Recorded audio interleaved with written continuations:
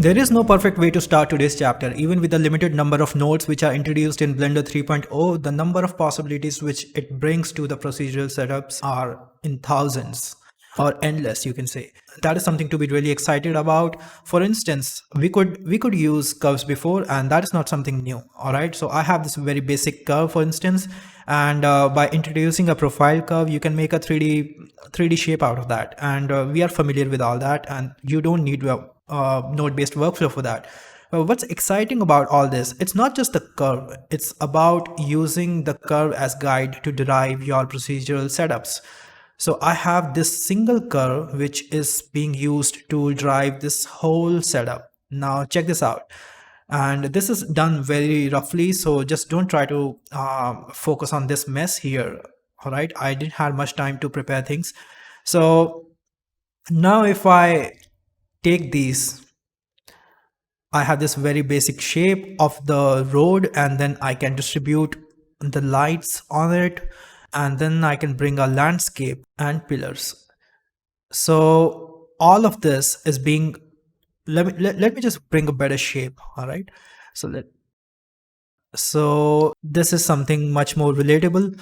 So if you look at this, what I have here is this curve, and the same curve is being referenced to make this road, and then distribute these lights, and then make adjustments in the landscape here, and then again distribute these pillars. Now even with these 4 or 5 things layering up, you can see the amount of complexity we can achieve with the basic setup.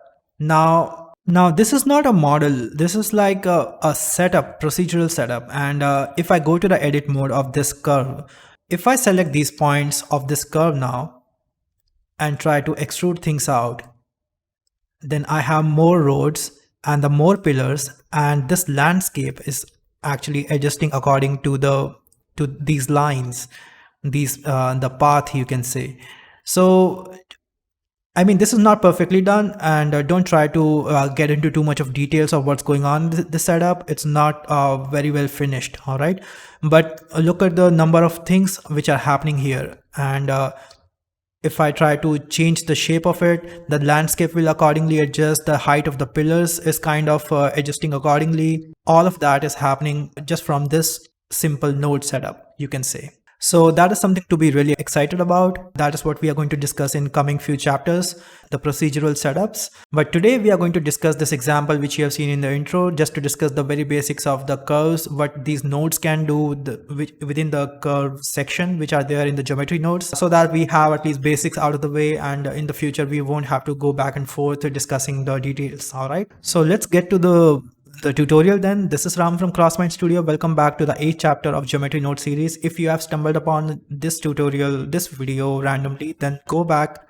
and watch this series from the start. If you are a beginner, the link is in the description, or you can also head to the playlist section. The sponsor of this series is Rendero. If you are a student or professional working in animation and VFX industry or studying it, can't really afford a powerful workstation, and would like the flexibility of rendering on demand in short deadlines, then try out Rendero. With their fixed monthly subscriptions, you can use cloud-based workstations 24/7. Check out their prices. They have various plans starting from $19 US, very affordable. And the link for your discount coupon is in the description. Use this to sign up. Use the CrossMind X15 to sign up if you want to avail this discount. All right, so let's get to the tutorial then.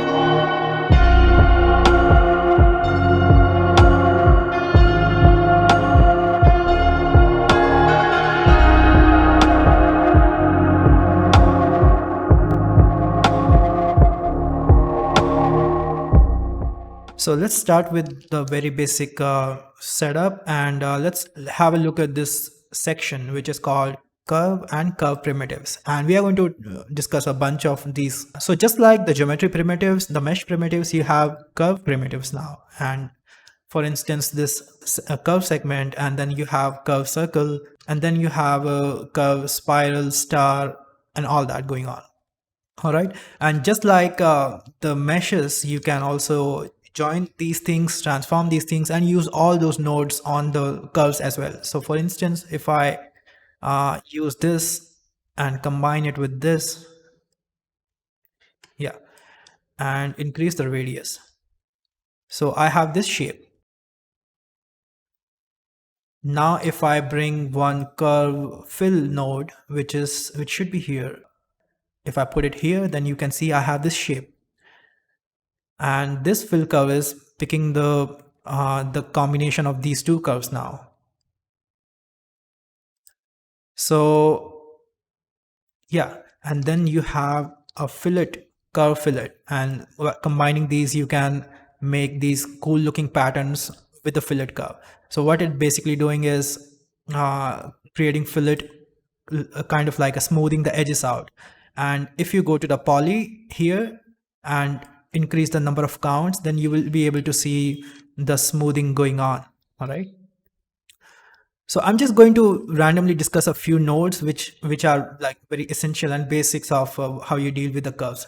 So there are plenty of things going on here, and we might won't be able to cover everything which is here. The very basics, just to get you started with the curves, we are going to talk about few nodes. All right. So I often use this search command, and whatever I'm searching here, you should be able to find in this list curve primitives. You shouldn't have much of a hard time locating the nodes which you're looking for. All right.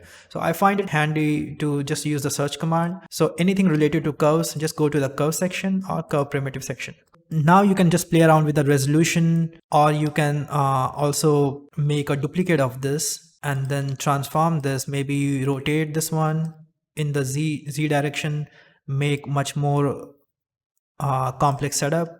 As soon as you start piling up a very few nodes, you will see these complex shapes, but just be careful. Just go easy on the scrolls. If you have just too many vertices, or if you by accidentally you put too many numbers in here, points or in the counts, then your blender could crash because of processing so many numbers, or it would hang. Now let's have a look at the curve first. We have curve primitive, a very basic curve.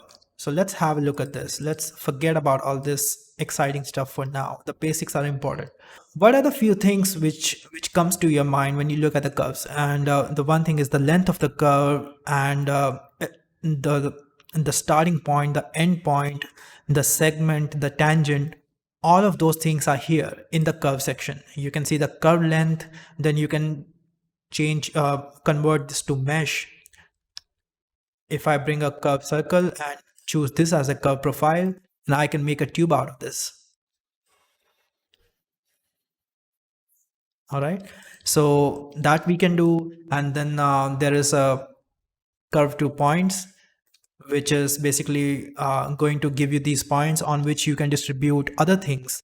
For instance, whatever I just showed you in the beginning, the number of pillars which were going on, you can just bring your instances on points. So what we discussed in the last chapter, the instances, so you can use those things with the curves as well. Primitive cylinder, there you have it, the radius going on.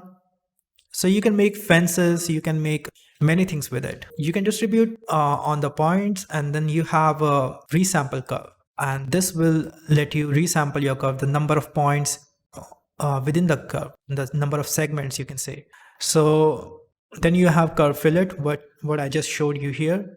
If you have any corners in your meshes, in your curves, which you would like to smooth out, then you can use let me just get rid of this. Yeah,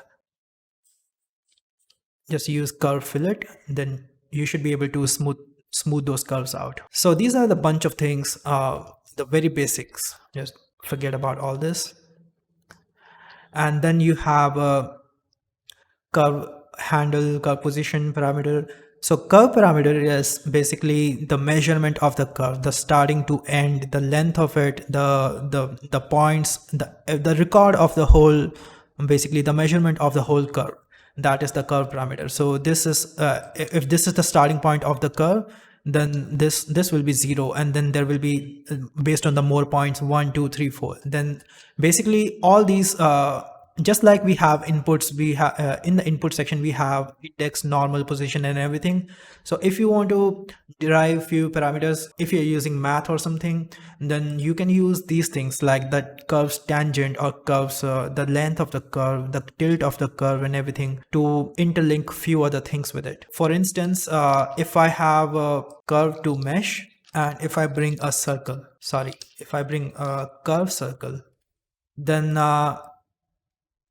what we just made is this.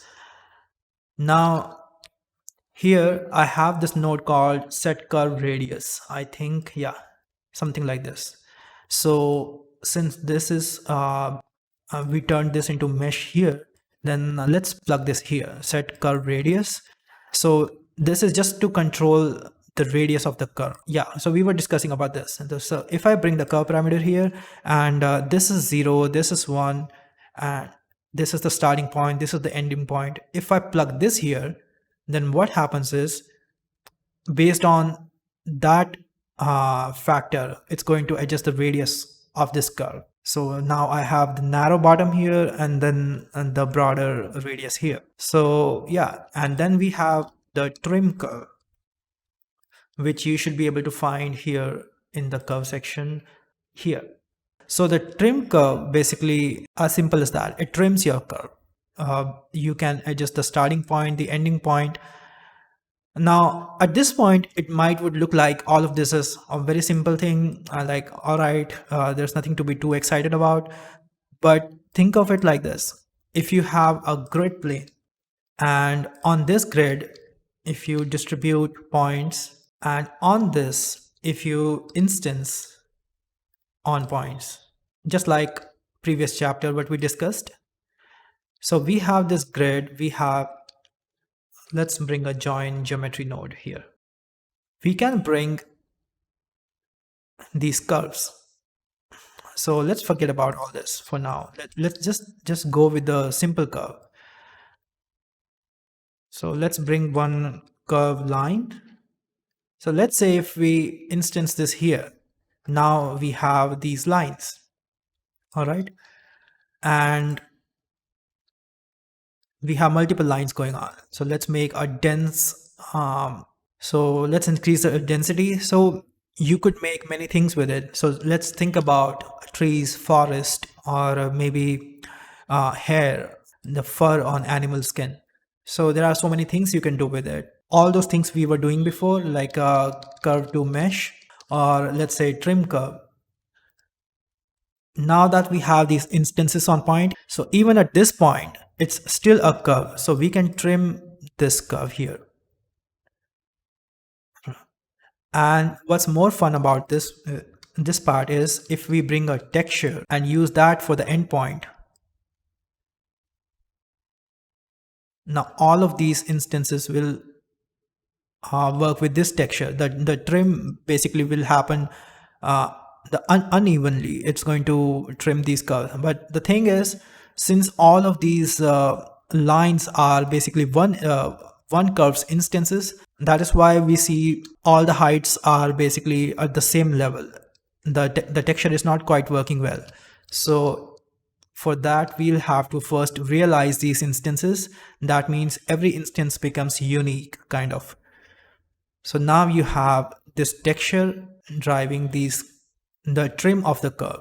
And just like the meshes, you can set position of these points. Now there are points, one is here, one is here.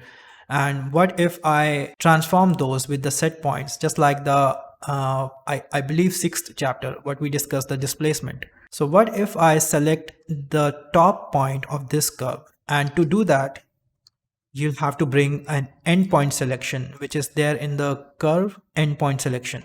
So in the curves, you have the starting point and the end point.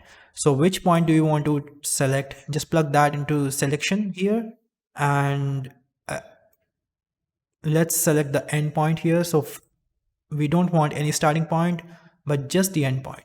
And then if you transform, you can see what's going on. We have these curves, basically only the endpoints transforming in X, Y, and Z. And again, you can use a texture with it. Let's bring a noise texture, which you can plug into the endpoint. I'm just doing a rough, uh, I'm just roughly explaining it here. All right.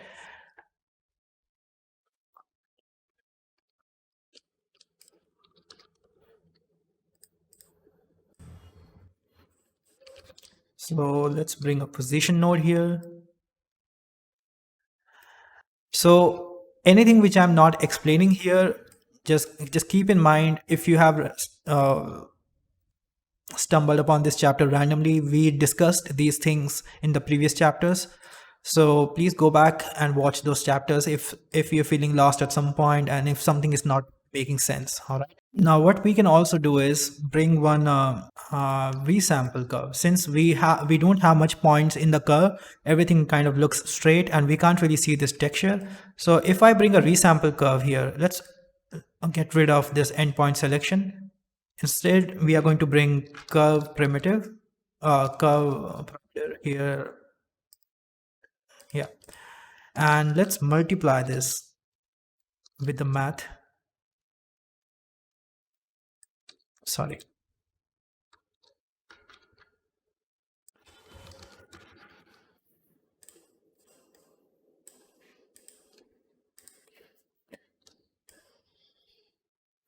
So now that, yeah, now we have these waves going on, the curves.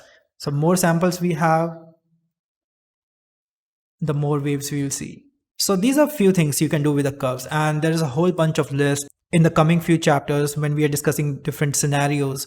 We will need all of these, and I think it would be better if we discuss it for each scenario. We have a dedicated example. Let's just have fun, take it easy on the very first day dealing with the curves, and it's going to take some time, some practice to memorize all of these. Just go easy with it. So just to keep in mind, when you have curve, just think about like this. You have curve parameter which is recording all of this information of the points, the length of it.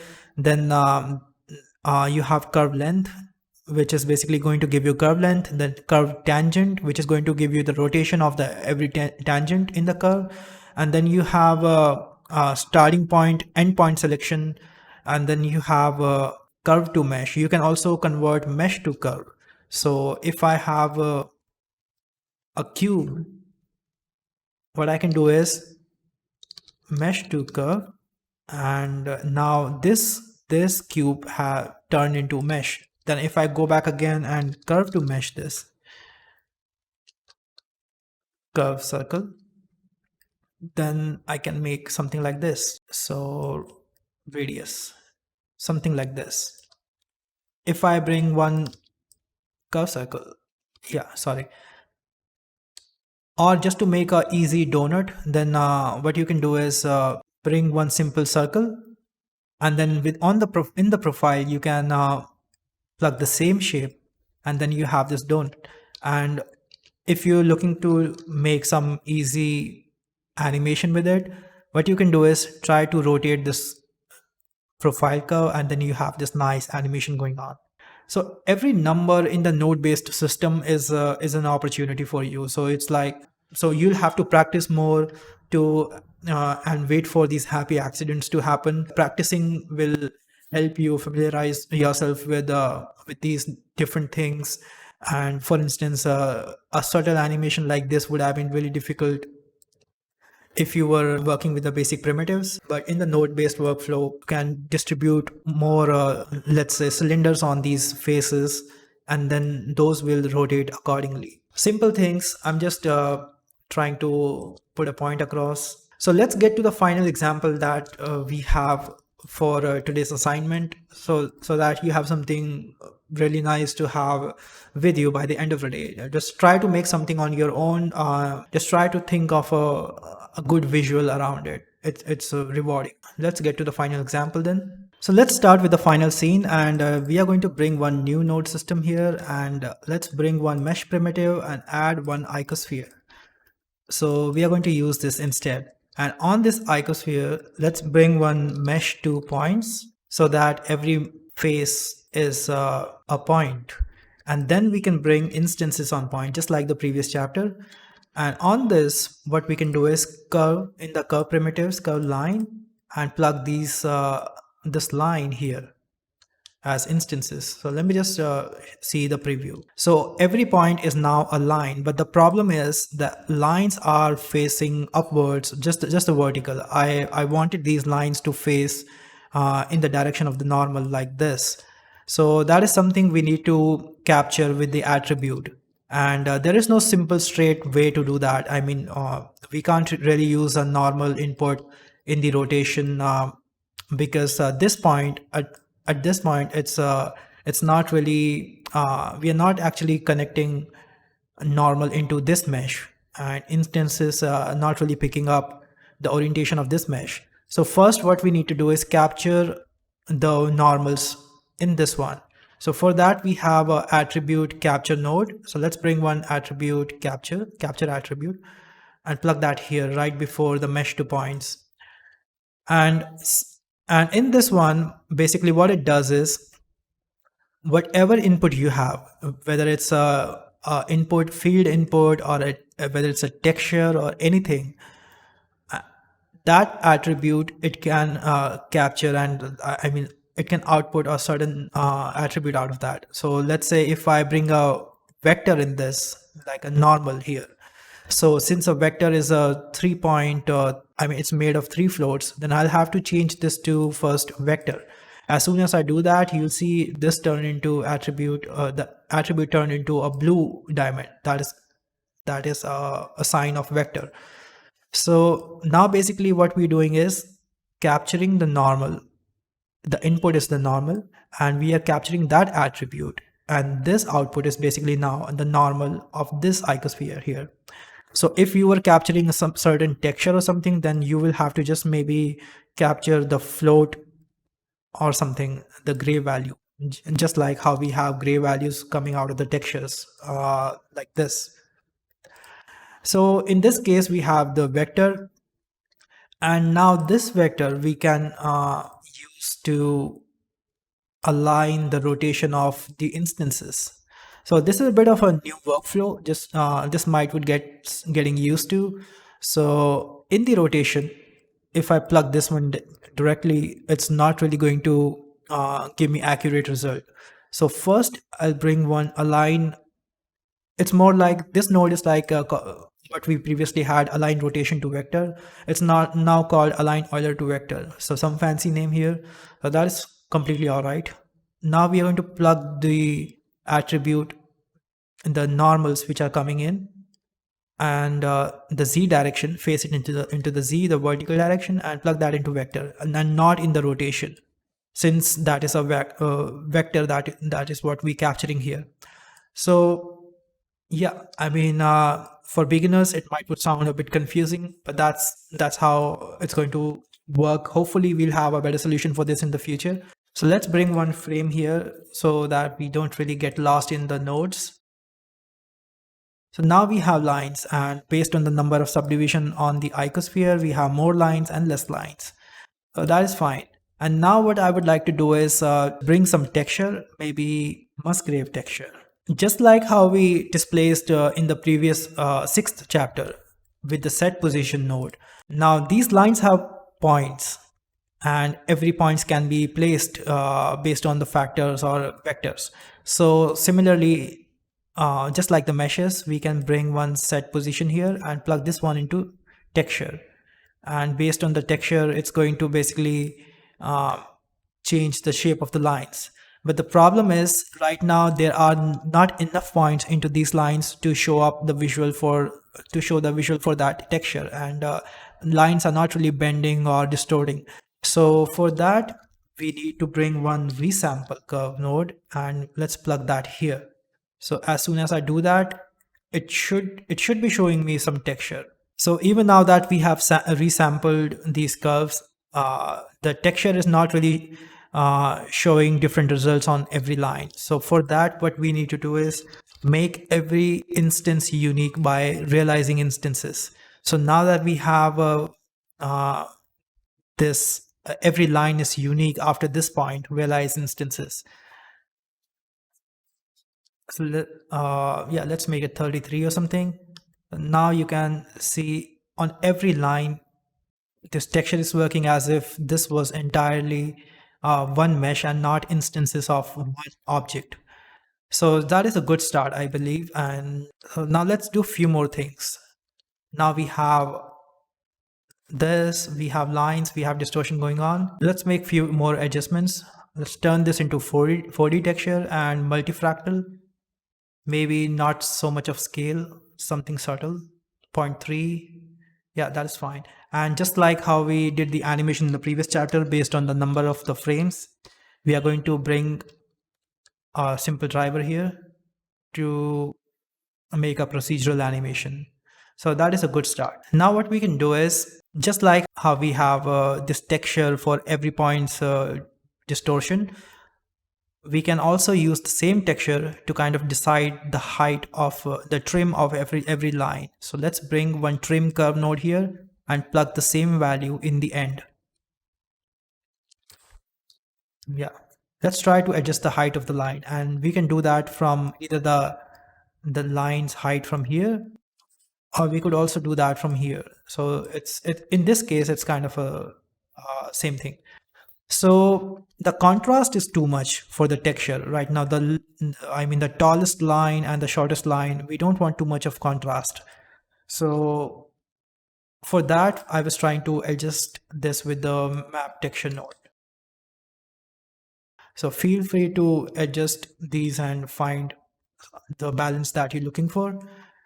So I think yeah, this is fine. Now all we need to do is convert this into mesh.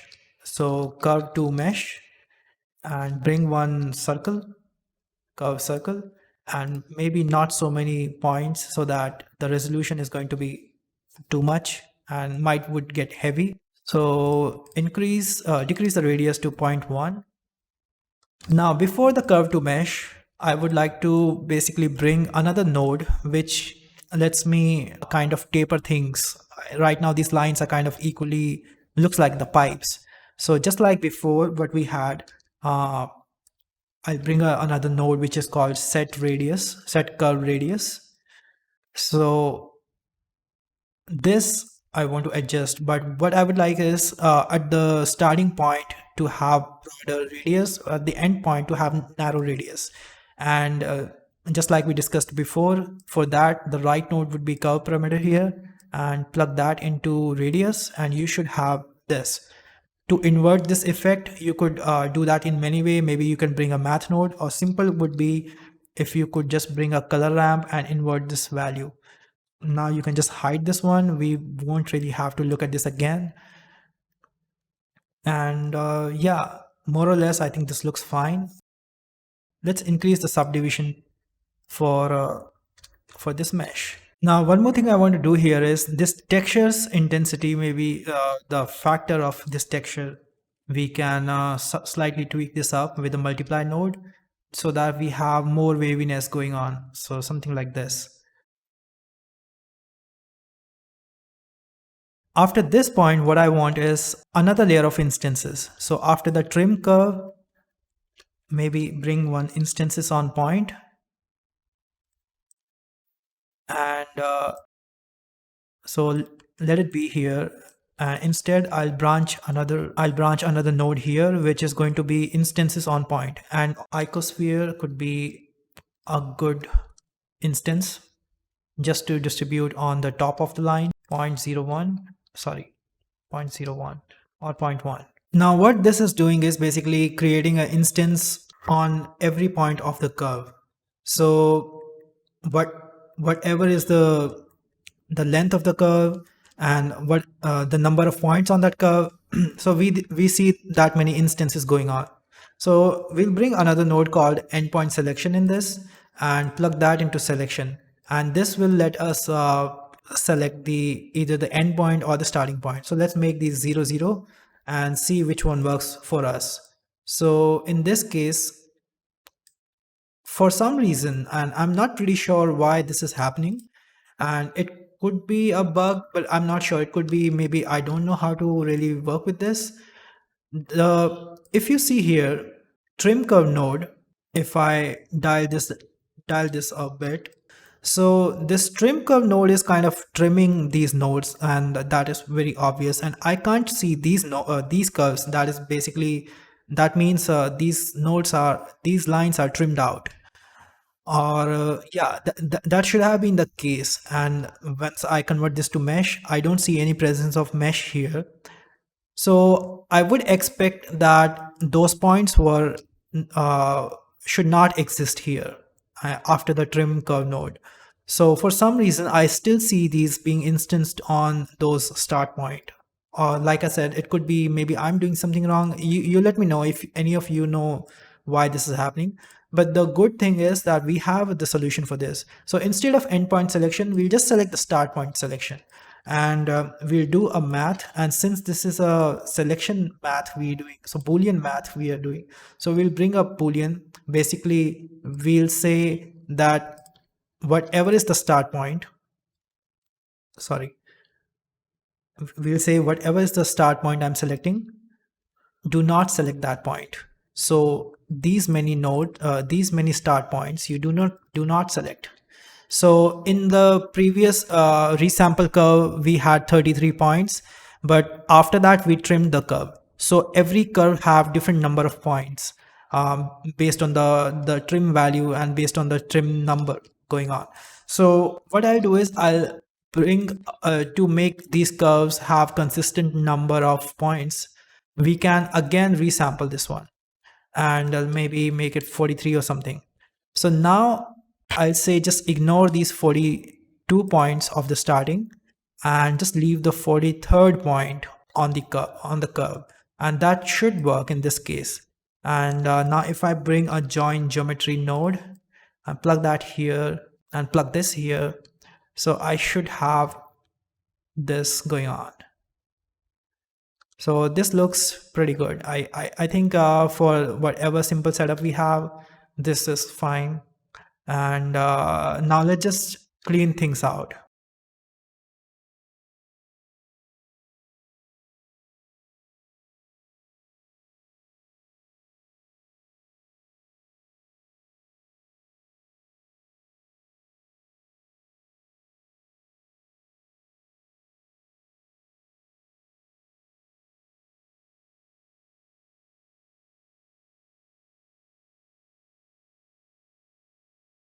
Pretty straightforward.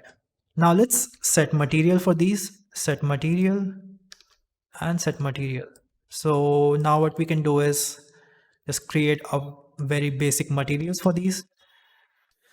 Now for the materials, I'll give you a breakdown. It's pretty flat, and I don't really work with the complex setups much. So I have two materials, one for these spheres, the dots which are going on, and one for the main body. For the main body, I used a translucent BSDF, and I combined that with the glossy BSDF. Combined with in the factor, I used this layer weight. So basically what's going on is this glossy is kind of capturing the light at the bottom and the top, and the rest everything is kind of translucent. So for the light setup, I have a very basic light setup. And keep in mind, I made a duplicate of the main mesh. So this is what we made, and I made a duplicate of that and scaled it down just to bring some visual interest, just to make it look slightly taller than actual shape. I have a very basic warm light on the side from this direction going on, and then we have a purple pinkish light on just to break down the different dimensions in the RGB. I have this main source light which is basically capturing this part, and then for the rest of the dark areas I have this to just to uh, bring out this silhouette into different colors. So a pretty basic setup, and once you have this setup, all you need to do is just find the different angles, just work with the camera, try to capture different angles. So that is what I did. I have so many cameras in this scene. So this one is the camera 1, camera 2, camera 3, 4, 5, 6, 7, 8. So I rendered all of that.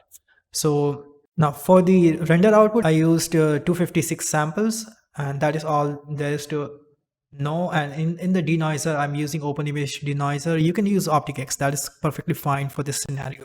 So once everything is done, I basically worked with the edit a bit. So I usually take stuff to the After Effects and work with the edit. And the main part of that is you can take inspiration from the music, or maybe take inspiration from the motion of the thing. So one thing or the other, you need to keep in mind before trying to visualize the thing. Just don't work with the random cuts or anything. Just try to visualize something about it. Maybe it could be action of this object, or maybe it could be what kind of word, what kind of emotion, what kind of movement you want to bring out of that edit.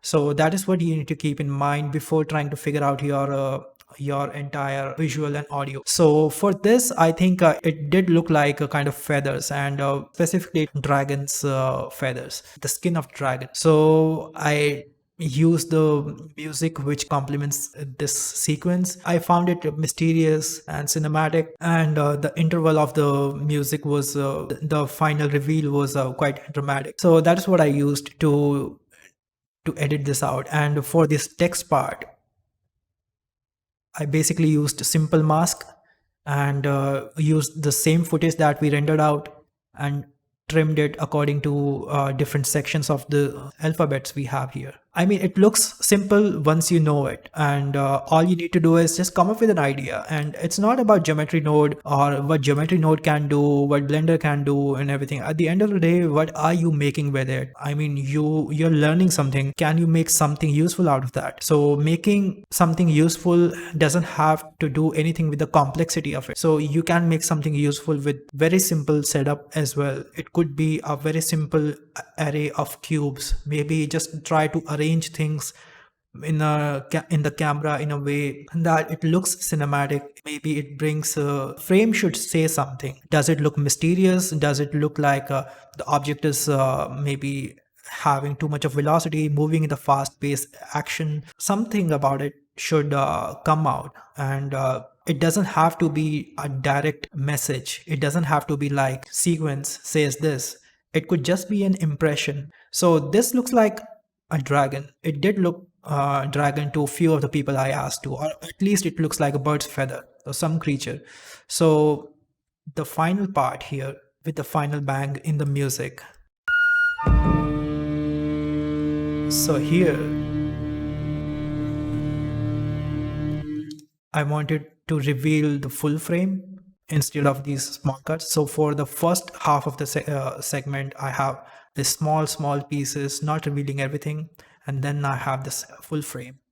So yeah, just think of something. Maybe it's not on this curvy furry ball, maybe it's something else. How about some wires going on, something different? It could be furs, it could be furry monster, anything it could be. Think of some idea and work towards that idea. And every time you're practicing, just try to practice with a purpose, so that even if some happy accident happens, even if something useful comes out of your exercises, so you have something to render out, to put in your portfolio, to put maybe on Instagram. It doesn't have to be too complex. Simple things are very underrated. So just go with that.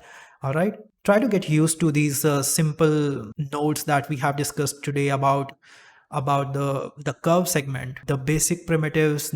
So just try to bring all these things together and try to make different patterns. Try to combine that with the instances. Try to combine that with the displacement that we had discussed in the previous chapter. Or if you want to study this file, you can download that from the Gumroad. The link is in the description. All the files that we have been discussing in this series are there on the Gumroad to download. So if you make something useful out of this, just tag me on Instagram with CrossMind, and I would love to see it. So I think now that we are done with the curves, we have discussed a few more things for the beginning of the geometry nodes. I think we can start talking about the procedural setups and more complex things. So I'll see you guys in the next chapter. Hope you enjoyed this one. If you're enjoying this series, give it a like and share it with your friends, share it on social media. Whoever wants to learn the geometry nodes, and if you are new to Blender, watch the playlist section. There are plenty of playlists for you to get you up and running with the Blender. So I'll see you guys in the next chapter, and most probably that will be about making something procedural. So take care. Bye bye. See you.